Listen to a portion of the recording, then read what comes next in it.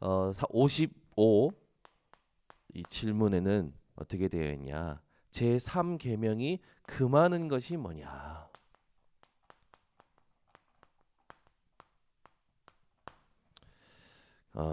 거기에 대한 답이요. 오늘 우리가 읽었던 이제 본문 말씀을 근거로 해서 무엇이든지 하나님이 자기를 나타내신 것을 회방하거나 악용하는 것이다.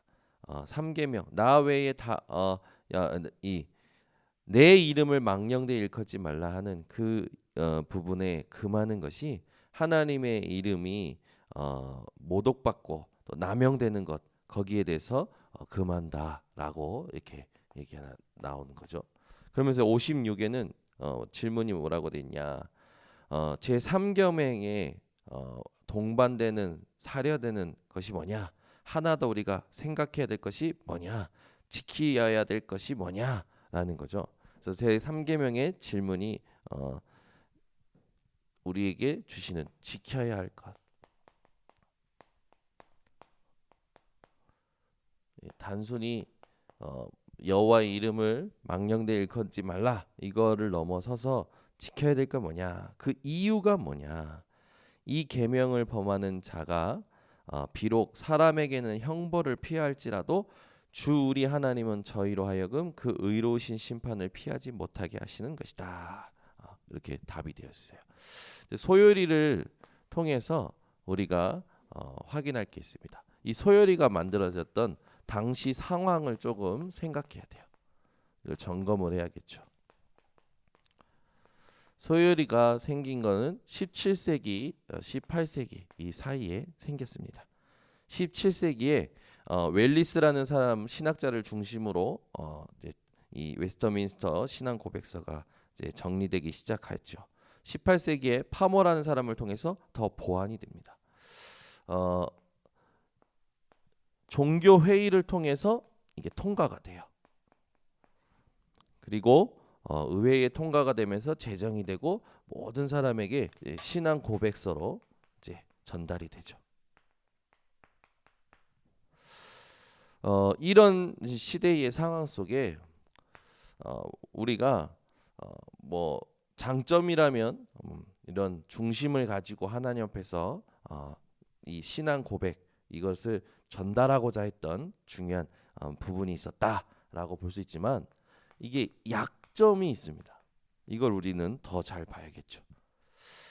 이 신앙 고백서가 제정되고 난 이후에 무슨 일이 일어났냐? 유럽 교회가 붕괴됐습니다. 그럼 우리에게 의미가 조금 달라지죠.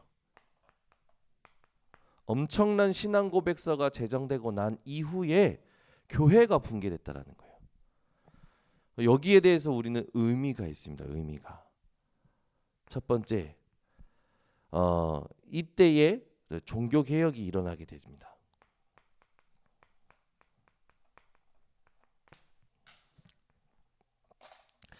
종교 개혁이 일어나는데 이 개혁이 신학적인 개혁이 되고 그리고 사상 개혁이 되죠. 중요한 개혁들이 일어나요. 이 신학에 대한 개혁이 일어나는데 이때 공로에 대한 것이 굉장히 강했고 행위에 대한 것이 굉장히 강했어요. 우리가 지난주 이번 주 로마서를 통해서 표면적 신앙이 아니라 오직 이면적인 신앙, 이면적인 유대인이 진짜 유대인이다. 거기에 핵심이 뭡니까? 행위가 아니고 하나님이 주시는 언약, 그게 핵심이죠. 그 부분을 놓고 하나님께서 이 유대인들에게 원하시는 것을 바울을 통해서 전달을 하십니다. 그때 전달할 때 유대인들이 하는 질문에 대하여 답하게 되죠. 유대인들이 뭐라 질문하냐? 그러면 우리가 먼저 선택받고 우리가 지금까지 한 것은 무슨 유익이 있냐? 우리에게 이것을 통해서 좋은 게 뭐냐? 아무 의미 없는 거 아니냐? 네가 그렇게 말하면 그렇게 말할 때 바울이 뭐라고 하냐면 너희가 먼저 선택을 받고 너희가 공로를 쌓고 너희가 행위를 한 것이 특권이고 축복이 아니라 하나님의 말씀이 너희에게 맡겨진 것이 특권이고 축복이라는 거죠. 그래, 먼저 된 자가 나중되고 나중된 자가 먼저 되는 그 키가 뭡니까? 말씀 가지고 있냐 없느냐예요. 언약 가지고 있느냐 없느냐입니다. 오늘 이 새벽에도 여러분이 얼만큼 많은 공로를 쌓고 얼만큼 많은 헌금을 하고 얼만큼 많은 신앙생활을 얼만큼 많은 예배를 드린 거 그거 내려놓으시기 바랍니다. 말씀이 다예요. 이게 말씀이 가진 사람이 아니냐가 하나님의 판단의 기준이 되신다라는 거죠. 이 유럽 교회가 붕괴됐을 때 이 교회가 붕괴됐다라는 건 뭡니까? 하나님이 원하시는 교회가 없어져 버린 거예요. 지금도 마찬가지죠. 이런 일이 계속 일어납니다. 모든 교회가 제도에 얽매이게 됐죠. 제도 중에서도요. 교회의 질서를 파괴하고 사제가 하나님과 같이 되어지는 그런 일이 일어났죠. 결국 교권이 굉장히 강화가 되었어요. 그러니까 교회가 하나님이 원하시는 걸 안 하면 개인, 가정, 지역, 나라, 현장에 재앙이 올 수밖에 없는 겁니다. 우리가 이걸 통해서 깨달아야 되겠어요. 대단한 신앙 고백이 필요한 게 아니에요. 복음, 전도, 선교가 뿌리 내리지 않으면 안 된다라는 겁니다. 이 뿌리 내려야 되는 거예요. 역사의 흐름을 우리가 보고 오늘부터 복음을 말하는 사람이 아니라 복음을 강조하는 사람. 우리는 복음 말할 사람을 남기는 게 아니라 복음만 오직 복음만 강조할 사람을 남겨야 될 줄 믿습니다. 그래서 중요한 게 있어요. 이걸 통해서 우리의 사명이 깨달아져야 돼요. 지금 얘기한 것처럼 우리의 사명은 뭡니까? 제일 먼저 기본적인 게 있어요. 우리는요. 순수 복음을 회복해야 됩니다. 순수 복음이란 뭡니까? 요한복음 19장 30절. 십자가에서 모든 것 다 이루셨다라는 하나님의 언약입니다. 그리고 우리는 말씀의 핵심 구원. 모든 성경의 하나님의 말씀의 핵심은 구원에 대하여 말씀하고 계시죠. 이 땅에 말하지 않고 있는 성경만이 말하고 있는 영적인 문제 이야기해야 되겠죠. 어제는 그 수원에는 화성이 있지 않습니까? 화성. 그 안에 무속인 밀집 지역이 있어요. 무속인 밀집 지역에 이제 가서 좀 인터뷰를 했습니다. 이런저런 이야기를 좀 나누고. 근데 이분이 어떤 사람이냐? 이제 대기업의 굉장히 엘리트였어요. 그런데 이제 자기가 사업을 하고 싶어서 이제 정부 지원금을 신청하고 이제 사업을 벌였죠. 근데 사업이 이 정부 지원금이 안 나오면서 이 돈에 문제가 생기고 돈 문제로 인해서 사업이 망하면서 그 스트레스가 오기 시작하면서 그러면서 가정을 떠나서 막 살다가 귀신이 보이기 시작하고 영적인 문제가 오기 시작하는 걸 이기지 못하고 이제 무속인의 길로 딱 접어든 거죠. 무속인 생활을 20여 년 넘게 하고 7년 전에 수원에 그 화성 그쪽에 와서 이렇게 있는데 되게 재미난 말을 전달해 주는 거예요. 여기에 어떻게 오셨냐 했더니 어른이 가라고 해서 왔다라는 거예요. 그러냐? 그러면 이 생활하는데 모든 부분에 뭔가 이게 틀이 있고 뭔가 있냐 물어봤더니요 틀이 없어요. 전국의 이 산으로 가라 하면 그 산에 가서 기도하는데 기도를 얼마만큼 하냐 그랬더니 얼마만큼 그런 것도 없대요. 그 어른이라는 건 몸주신 사람은 귀신이죠. 그게 그 귀신이 이야기하는 만큼 하는 거예요. 그러니까 어이씨 기독교인들보다 신앙생활을 잘하고 있는 거예요. 무속인이 우리는요 헌금도 딱 요만큼만 해야지 또 뭐 예배도 난 여기까지만 드려야지 나는 기도는 요만큼만 해야지 나는 내 패턴이 있어 내가 할 걸 하고 할 거야 전부 있는데 요 사람이 말하는 거 보니까요 제가 반성이 되는 거예요. 하나 그 사람에겐 하나님 아닙니까? 하나님이 하라는 만큼 하고 하나님이 가라는 곳으로 가고 우리 어디서 많이 들은 것을 저한테 얘기해 주는 거예요. 네, 보니까 뭐라고 얘기하냐면 이 길을 갈 수밖에 없게끔 꼼짝 못하게 한다라는 거예요. 사업 다 망하게 하고 몸에 이 무병이 와가지고 엄청 힘들고 그러면서 쭉 자기 인생한테 우리가 갔을 때도요 너무 제 일단 보니까 무속인 현장을 많이 밟다 보면요 여러분 이 나이가 50대 후반 정도 되면요 이 귀신이 이제 버려요. 그러면 완전 비참해집니다. 몸이요 이루 말할 수 없을 정도로 약해지고요. 눈빛도 약해지고요. 이분이 이제 버림받기 직전의 상태인데 아직 눈빛은 살아 있더라고요.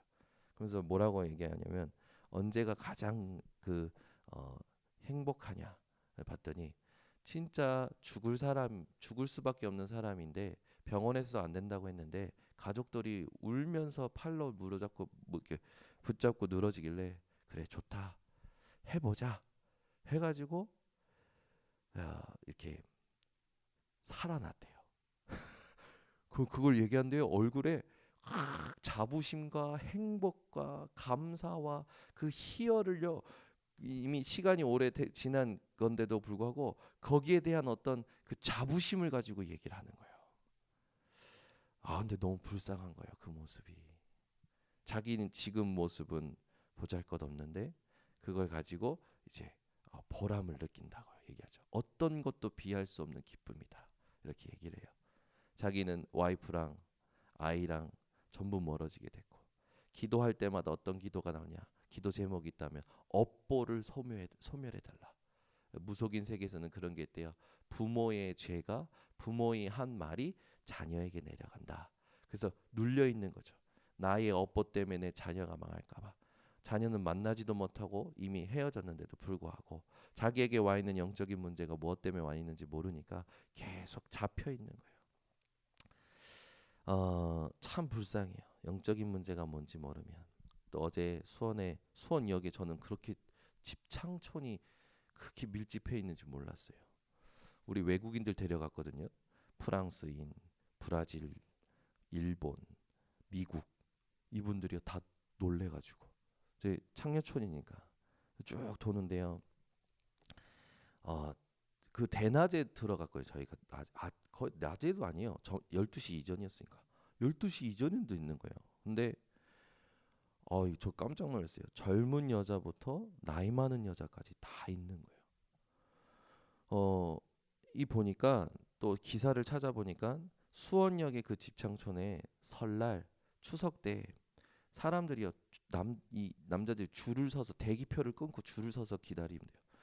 옛날에 심할 때는요 그 집창촌 그 문 앞에서 대기표 끊고 그 앞에서 짜장면 시켜 먹고 기다리고 있는 거예요. 그게 기사로 올라온 거예요. 그 현장을 보는데요 가슴이 너무 아픈 거예요. 영적 문제 모르고 시달리니까 그런 거죠. 그걸 보니까 2007년, 2013년, 2015년, 2017년 계속 끔찍한 살인 사건이 일어난 거예요. 노숙 소녀가 토막나서 죽어 있고 뭐 이런 거. 거기다가 팔달산에다가 그 토막난 시체를 뿌리고 수원천에다가 뿌리고 그런 사건들. 계속 끔찍한 살인 사건이 수원역 근처에서 일어나는 것. 이런 일들. 왜 그렇습니까? 이게요. 이 영적인 문제라는 것을 모르면요. 사람들이요. 그 분위기에 휩쓸리는 거예요. 재미난 게 있었어요. 그 집창촌의 그 분위기와 그 무속인 집에 들어가는 분위기가 같은 거예요. 그걸요 우리 같이 갔던 다민족 전도사님 팀들이 보고요 느낀 거예요. 여러분 복음 아니면 절대 해결할 수 없습니다. 우리는 그냥 복음 말하면 안 돼요. 복음 강조해야 됩니다. 보세요. 대단한 신앙 고백 나왔는데 안 된다니까요. 교회 무너져요. 복음 뿌리 내리지 않으면 대단한 사람의 당대에는 될지 모르지만 그 후대는요 또 무너지는 겁니다. 얼마나 대단한 사람들이 나왔습니까? 무디, 웨슬레, 드와이트 이런 사람들 나와도 또 그때뿐이에요. 시간 지나면요 무너지는 거예요. 우리는 회복해야 되는데 뭐 어떤 것을 회복해야 되냐? 성경적인 응답을, 성경적인 교회를 회복해야 돼요. 초대교회가 우리 번성교회가 되기를 원합니다.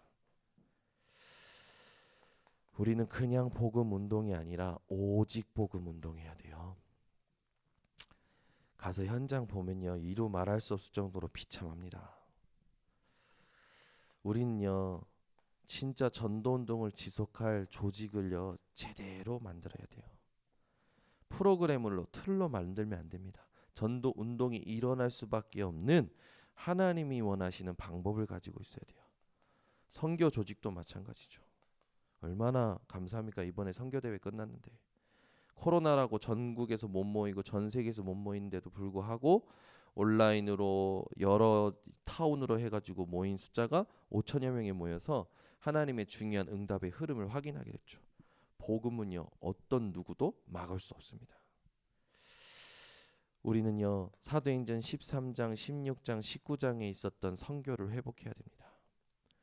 미신, 점술, 우상에 가득한 현장에 하나님의 나라를 증거해야 돼요. 여러분 유럽 교회 무너졌죠? 미국 교회 무너졌죠? 한국 교회 무너져 갑니다. 문 닫고 있잖아요. 근데 우리는 이 무너진 교회를 살려야 돼요. 우리의 힘으로 안 되죠. 어떻게 할 수 있습니까? 복음에 깊이 뿌리 내려야 돼요. 복음에 뿌리 내리지 아니하면 보이는 것, 들리는 것에 항상 영향받고 휘둘립니다. 내가 가지고 있는 색깔, 하나님의 역사의 흐름과 하나님이 지금 원하시는 시간표를 보지 못하고 한 부분만 보고 정죄하고 또 사람을 힘들게 하는 일들이 일어나죠. 복음 뿌리 내렸다라 이거는요 최고 축복이에요. 여러분 복음 뿌리 내리시기 바랍니다. 목사도요 복음 뿌리 내리지 않으면 시간 지날수록 더 비참해져요. 신학자도요 복음 뿌리 내리지 않으면 시간 지날수록 황망한 인생을 살게 됩니다. 복음 뿌리 내리지 못하면 종교 개혁해도 안 된다니까요. 대단한 인물, 훌륭한 지도자 나와도 안 된다니까요. 뭐가 안 됩니까? 지속이 안 돼요. 복음 뿌리 내려야 됩니다. 그래서 그릇 준비를 실제로 해야 돼요. 어떤 그릇을 준비해야 됩니까? 여러분, 내가 진짜 복음이면 나에게는요 평안이 확인이 돼요. 내가 진짜 복음이면요 사람들이요 말 안 했는데 존경해 온다니까요. 내가 진짜 복음이면요 하나님이요 나를 통해서 말씀을 성취하세요. 이게 진짜 복음의 사람이에요. 지만 옳다, 지만 평안하다, 지만 괜찮다, 나만 복음이다 웃기고 있네. 존경이 따라와야 되고 말씀의 성취가 따라야 돼요. 실제 내 생각이 사라진다니까요. 여러분 고린도전서 1장 18절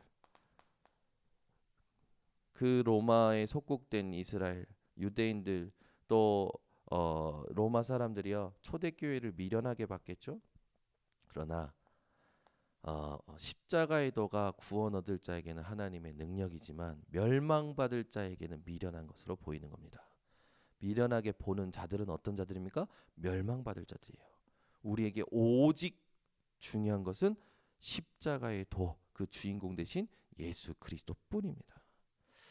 오늘도 여러분 현장에 세계 복음화의 주역으로 가시기 바랍니다. 아니 내가 세계복음화의 주역이라고 생각하면 됩니까? 아니에요. 세계복음화의 주역으로 간다라는 건 영적인 서밋이 돼야 돼요. 영적 서밋은 어떤 사람입니까? 오직 하나님이 함께 하심을 실제로 누리는 사람입니다.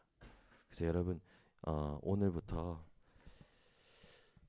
이 부분을 놓고는요. 말라기서 1장 6절 말씀을 좀 붙잡으시고 여기 이 부분을 놓고는요. 신명기 28장 58절 59절 붙잡으시기 바랍니다. 이 하나님 복음 주셨다는 게 얼마나 특별한지는요. 현장 가보면 느껴지더라고요. 아, 내가 진짜 큰 축복을 받았구나. 내가 진짜 목사가 축복이 아니고 내가 지금까지 얼마만큼 하나님 앞에서 많은 일을 한 게 축복이 아니고 특권이 아니고 내 의가 아니라 말씀이 있었기 때문에 내가 그 모든 것을 할 수 있었구나. 말씀이 다였구나. 이 언약을 붙잡은 것이 우리에게 특권이자 축복이고 마침표구나. 이것을 또 확인하게 됐습니다. 여러분 또 오늘도 참된 하나님의 이름을 회복하고 전달하는 복음의 뿌리 내리는 사람들 되시기를 바랍니다. 기도하겠습니다. 하나님 감사합니다. 우리 번성교회 성도들이 축복 받을 수밖에 없는 언약을 붙잡는 사람들 되게 하여 주시옵소서.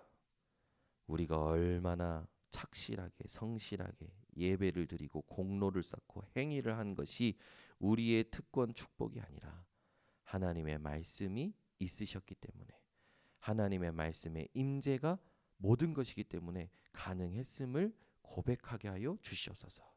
어떤 대단한 신앙 고백도 복음의 뿌리 내리지 못하면 하나님 사라지는 것을 역사를 통하여 확인케 하심을 감사를 드립니다. 단순히 나만 복음 말하는 사람이 아니라 오직 복음을 강조해야 될 이유를 가지고 복음의 뿌리 내리고 그것을 전달하고 그것을 또 할 사람을 남기는 현장에 하나님이 원하시는 진정한 제자들이 이 되게 하여 주시옵소서.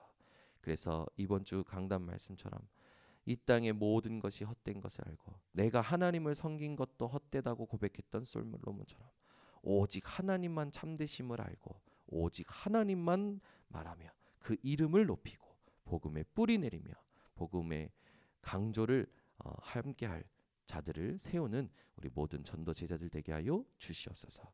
오늘도 모든 만남 모든 스케줄 속에 영적 문제 속에 갇힌 자들에게 복음이 아니면 안 되는 이유를 전달하게 하시고 그 속에 하나님이 준비하신 모든 예비한 것들을 통하여 하나님께만 영광 돌리는 삶을 살게 하여 주시옵소서.